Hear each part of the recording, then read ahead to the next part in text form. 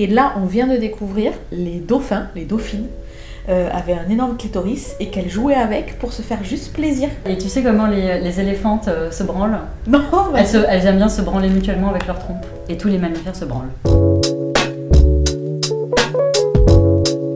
Bonjour et bienvenue dans cette nouvelle vidéo de Princesse Périnée. Je suis avec Charlie. Elle administre le compte Instagram Orgasme et moi. L'éducation sexuelle a-t-elle sa place sur les réseaux sociaux? Clairement, le sujet aujourd'hui est sous les projecteurs. Et nous, en tant que créateurs, créatrices de contenu, on s'est installé dans une espèce de vide intersidéral. Clairement. En mode, ok, je comprends que les parents ne vous en ont pas parlé, ou ont été maladroits même dans certains. Il y a même des choses en fait où il y a un héritage familial, parental qui a même été en fait vraiment une espèce de truc boum en arrière en mode c'est sale, c'est honteux. Donc les parents, le milieu familial n'est pas forcément l'endroit où les personnes ont pris leur connaissance. Le milieu scolaire. Notez-nous en commentaire combien vous avez eu de cours d'éducation sexuelle au cours de votre scolarité, quand on rigole un petit peu. 3 séances par an, tu vois, pendant, ça fait 12 ans d'études, tu vois, donc si tout va bien, tu es censé avoir eu 36 séances au cours de ta scolarité. Voilà, alors du coup, deux choses, on va parler de l'aspect quantitatif et l'aspect qualitatif. Alors, quantitatif, il y a nous toutes qui a fait une étude de grande ampleur, que j'ai reproduit d'ailleurs sur mon compte où j'ai reçu, je sais combien, 40 000 réponses, en disant combien de séances, en fait, vous avez reçu entre le collège et le lycée, entre la 6e et la terminale, cette année scolaire, en théorie, si tout va bien, si la loi de 2001, confirmée par la circulaire de 2018, est respectée, chaque personne aurait dû en recevoir 21. Ok. Ça va nous faire rire, je pense. Le chiffre nous tous, 2,7. C'est hallucinant. Même pas la moitié. Même pas la moitié. Non, même pas le quart. Non, rien du tout, rien en fait.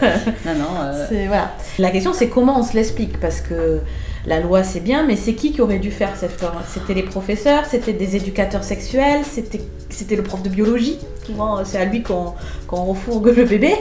C'est très complexe et en fait il n'y a pas une réponse unique. Enfin, c'est vraiment tout un faisceau de personnes qui peuvent intervenir au sein de l'établissement. Déjà il y a des personnes qui peuvent être formées, il y a des formations qui existent au sein de l'éducation nationale, mais il y a beaucoup de personnes volontaires, il y a peu de personnes qui ont cette formation. C'est à la fois ouvert aux professeurs, aux enseignants, enseignantes et aussi le personnel des établissements scolaires, première chose. Il y a ensuite toutes les associations agréées qui peuvent intervenir, donc agréées au niveau national comme le planning familial, comme Adozen, etc.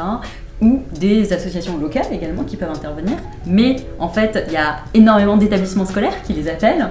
Et donc, en milieu urbain, il y a une concurrence entre différents établissements scolaires pour arriver à avoir des personnes qui travaillent dans ces assos. Et en milieu rural, c'est le désert. Donc c'est extrêmement compliqué. Et puis également, il faut le dire, il y a également une réticence des adultes. Et les adultes, ça peut être à la fois les personnels de l'établissement scolaire et ça peut être les parents qui ont très très peur que leurs enfants entendent des choses qu'ils n'auraient pas à entendre. Du coup, généralement la fonction reproductive est abordée.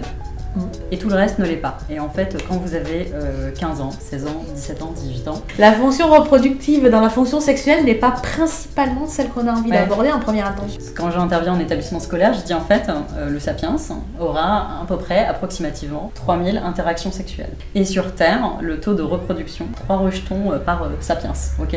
Sur la totalité de nos rapports reproductifs, donc il y a un seul sur 1000 de nos interactions, de nos rapports qui est reproductive. Donc en fait, voilà, la sexualité, c'est aussi s'intéresser aux 999 autres qui n'ont absolument aucune vocation reproductive.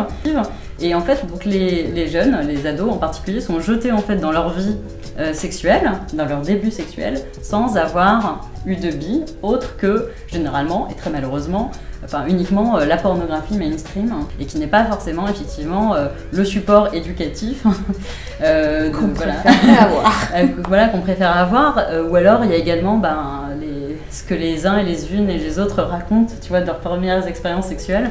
Est-il nécessaire de parler de ces ébats sexuels pour exister dans la société aussi? Ça, c'est encore autre chose. Et il y a une vraie, en tout cas, quand tu écoutes les ados, il y a effectivement une espèce de pression sociale à le faire, à s'accomplir. Enfin, il y a une espèce de statut social qui est conféré par les débuts sexuels qui a interrogé. Concernant les femmes et les personnes perçues comme telles, c'est à la fois, faut le faire, sinon t'es une prude, mais il faut pas trop le faire, sinon... oui, c'est ça. On a parlé des injonctions l'injonction sociale vis-à-vis de la femme, ou de celles qui sont considérées comme telles, en vrai, il y en a aussi énormément pour les hommes. Mais grave. Où, lui, il doit être, pour être un mâle, il ne doit être que viril, et basta. Ouais, c'est ça. Et en fait, c'est ce que j'ai fait un réel sur le sujet qui a beaucoup plu, mais enfin voilà, il y a une injonction à l'érection, une injonction à la tenir longtemps. Pour rappeler les chiffres, un quart des hommes, des porteurs de pénis de moins de 40 ans auront des dysfonctions érectiles. Et des dysfonctions érectiles, c'est pas la petite panne. Ça veut dire que pendant plus de 3 à 6 mois, vous n'arrivez pas à maintenir une érection. Donc un quart de moins de 40 ans. Et ça augmente au fur et à mesure des années.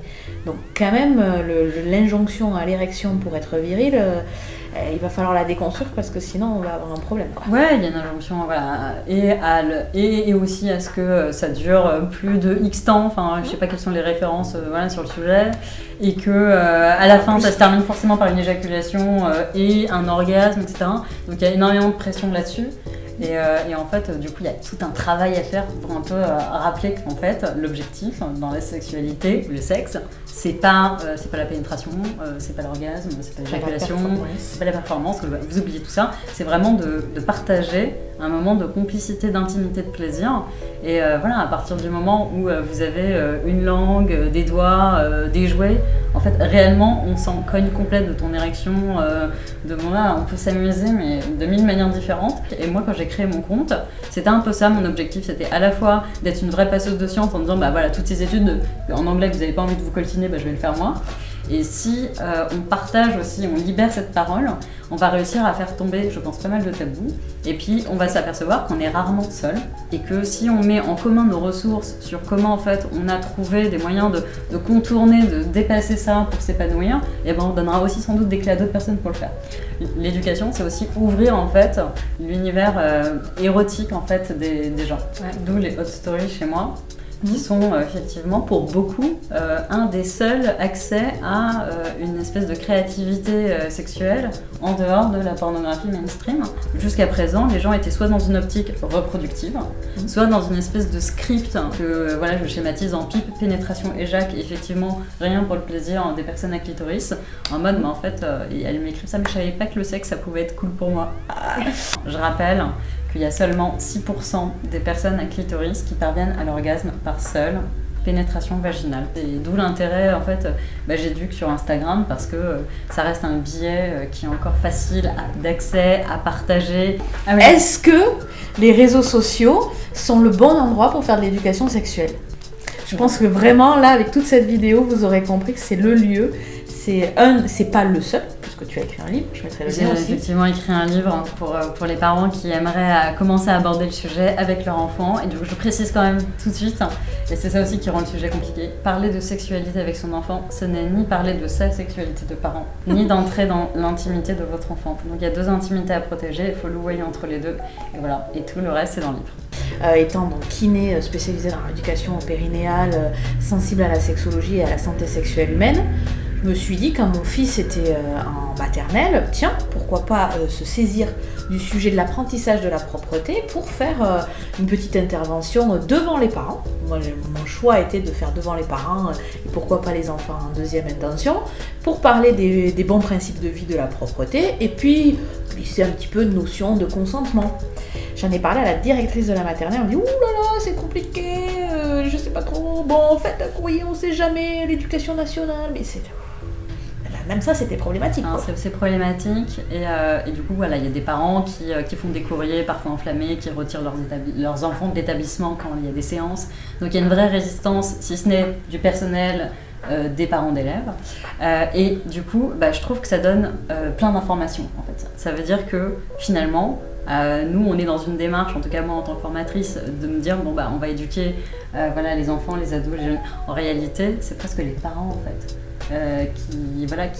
Qu'on aurait envie d'embarquer avec nous en disant en fait, est-ce que je peux, enfin voilà, j'aimerais presque vous parler à vous parents, d'ailleurs c'est ce que j'ai fini par faire, pour vous expliquer en fait qu'est-ce que c'est que l'éducation à la sexualité, à la vie affective, relationnelle, et comment en fait, comment ça peut vous apporter vous des billes en tant que parent pour pouvoir communiquer davantage et mieux avec votre enfant, et comment en fait vous avez la possibilité de le protéger votre enfant. Donner cette éducation ou vraiment prendre le temps en fait d'avoir des conversations saines et intelligentes avec son enfant sur le sujet. eh bien, plus vous protégez votre enfant. Statistiquement, c'est des méta-études qui ont eu lieu, mais vraiment dans plein de pays qui le prouvent.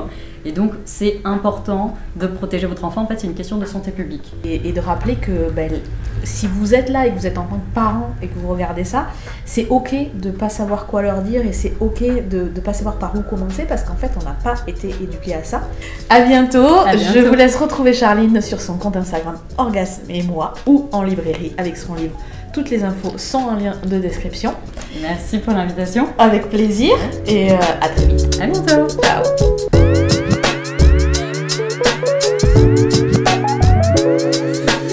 Non mais c'est le truc le plus vendu à Noël. C'était le kit pour devenir influenceur, s'il te plaît. C'est le truc le plus réclamé par les ados en France. C'est vrai? Ouais. Ouais, c'est ça, on leur envoie du rêve manifestement. C'est ça, il faut qu'on leur montre l'exemple du coup.